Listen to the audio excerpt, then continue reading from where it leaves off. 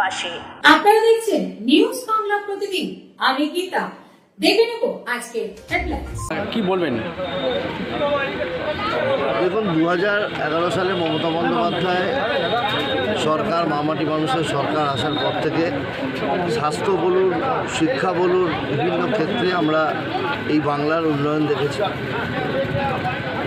Swasthya Sathi card, যেটা মানুষের, সাধারণ মানুষ, গরিব মানুষ যার দ্বারা উপকৃত, তারপরেও তৃণমূল কংগ্রেস বিভিন্ন জায়গায় তারা এই ধরনের স্বাস্থ্য শিবির, রক্তদান শিবির আমাদের কর্মীরা করে।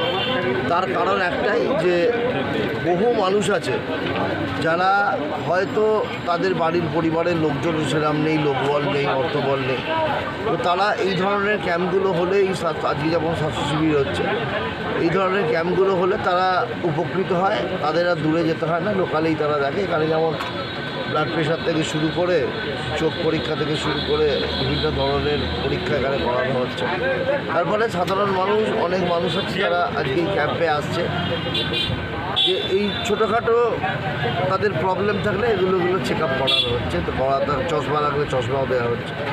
কাজে এই ব্যবস্থা যে নিয়েছে তার জন্য আমি বাবলু সহ আমাদের তৃণমূল আইনটিউসির যারা আছেন তাদের প্রত্যেককে, সংখ্যালঘু সেলের যারা আছেন তাদের প্রত্যেককে, মাদারের যারা আছে তাদের প্রত্যেককে আমি ধন্যবাদ, কৃতজ্ঞতা জানাই যে আজকে সারা বাংলা জুড়ে বিভিন্ন জায়গায় আমরা দেখি যে ধরুন রক্তদান শিবির, যেখানে 100টা রক্তদান শিবির হলে 95টা রক্তদান শিবির। আমাদের এখানে 10টা থেকে শুরু হয়েছে এবং খুব ভালোভাবে পেশেন্টের সহযোগিতা এবং এখানকার মানুষের সহযোগিতা পেয়েছে এবং ডাক্তারদেরও ট্রিটমেন্টের সুবিধা পেয়েছে প্রতিটা পেশেন্ট।